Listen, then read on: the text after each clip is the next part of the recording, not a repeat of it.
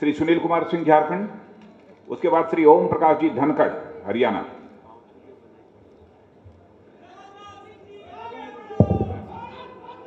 माननीय अध्यक्ष जी, सम्मानित मंच और सदन, माननीय अध्यक्ष जी, हम सबों के ध्यान में है कि जो 28 तारीख को बजट आया उसमें यूपीए की सरकार ने 3 क्षेत्रों में विशेष रूप से प्रावधान किए। एक तो गरीबों के लिए, दूसरा यूथ के नाम पर और तीसरा महिलाओं के लिए। लेकिन हमको अपनी ओर से जो हमारा आर्थिक चिंतन है, हमें एक अल्टरनेटिव मॉडल देने की बात करनी चाहिए।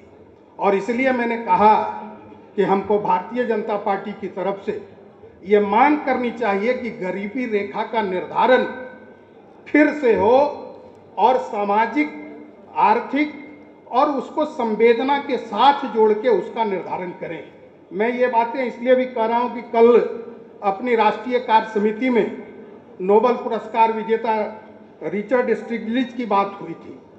हम सबों के ये ध्यान में आना चाहिए कि पिछले दिनों उन्होंने जीडीपी पर अमेरिका और चाइना दोनों का स्टडी कराया, शोध कराया, और उस शोध से ये बातें आई हैं कि आय बढ़ने से व्यक्ति का खुशी नहीं बढ़ता है। और इसलिए आज भूटान का मॉडल जो भारत की संस्कृति से निकला है, पूरे देश में उस पर विचार हो रहा है। फ्रांस, कनाडा और इंग्लैंड के अंदर उसको किसी न किसी रूप से दोहराया जा रहा है।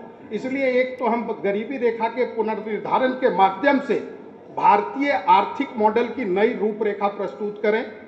दूसरा, यूथ के लिए जो इन्होंने कहा है कि एक सर्टिफिकेट और 10,000 रुपये देंगे, हम सबों के ध्यान में होगा कि एजुकेशन के क्षेत्र में जब से हमने प्राइवेट क्षेत्रों को स्वतंत्रता दी है, देश के अंदर एजुकेशन का कॉस्ट बढ़ रहा है।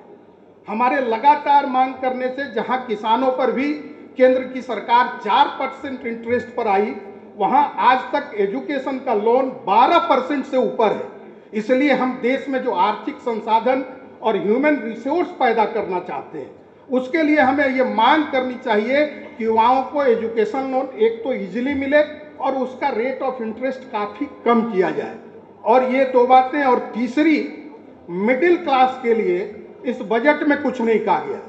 हम सबों को पता है कि मिडिल क्लास का एक अपना घर हो ये सपना होता है, लेकिन जिस तरह से ये बातें रियल एस्टेट में गड़बड़ी हो रही है, इसलिए हमको एक रियल एस्टेट रेगुलेटरी अथॉरिटी बनाने की डिमांड करनी चाहिए।